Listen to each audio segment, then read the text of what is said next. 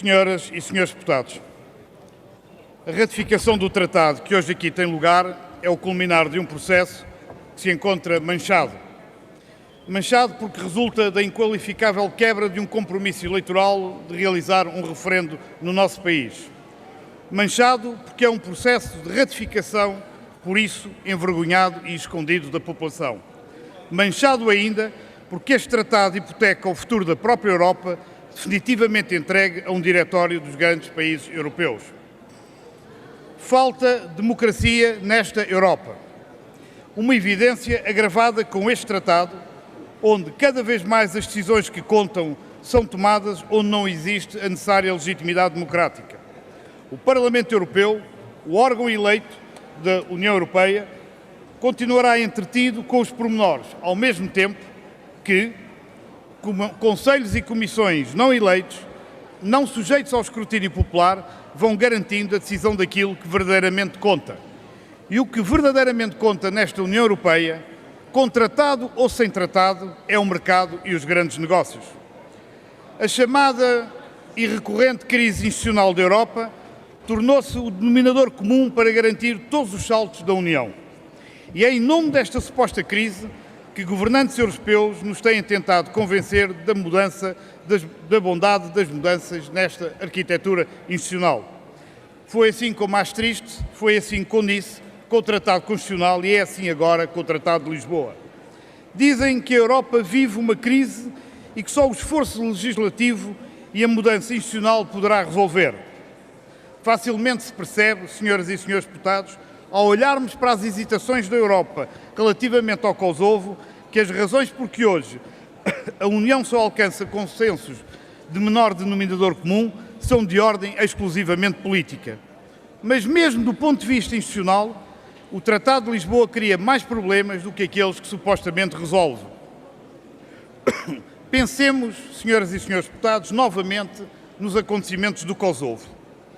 Com o Tratado já em vigor, não só continuaríamos sem qualquer decisão comum, como teríamos 3 porta-vozes a debitar a sua posição sobre o assunto.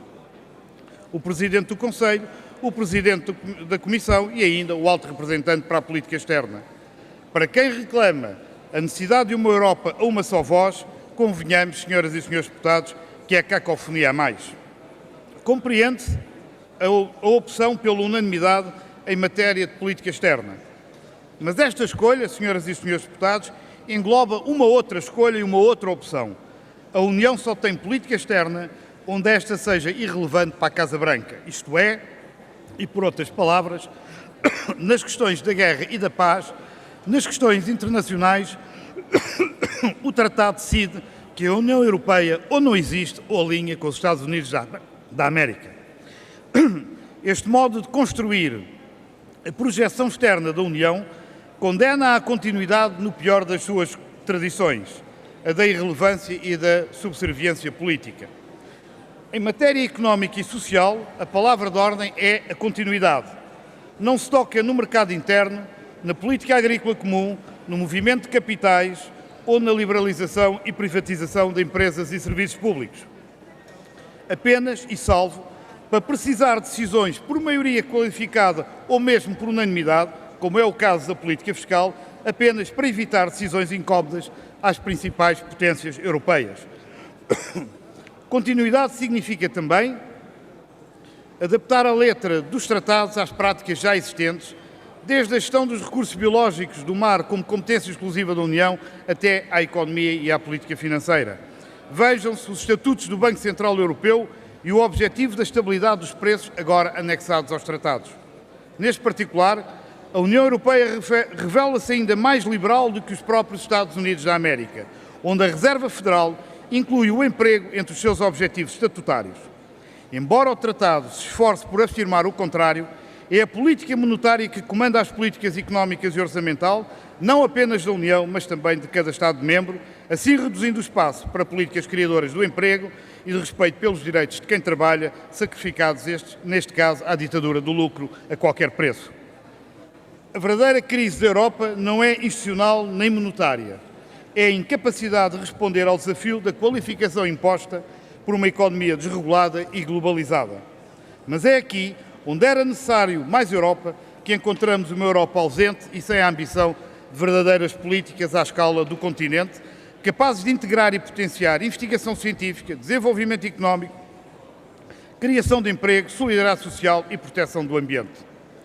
Esta sessão, senhoras e senhores deputados, não justifica qualquer euforia. O nome da capital portuguesa pode ficar consagrado no tratado, mas isto está longe de ser um motivo de orgulho. Nem euforia, nem orgulho que tanto contentam a maioria desta Câmara. A Europa que está neste tratado é uma Europa fraca e sem ambição, uma Europa das desigualdades sociais. O Bloco de Esquerda vota contra a ideia desta Europa empobrecida e diminuída de uma Europa construída à revelia dos cidadãos. Muito obrigado.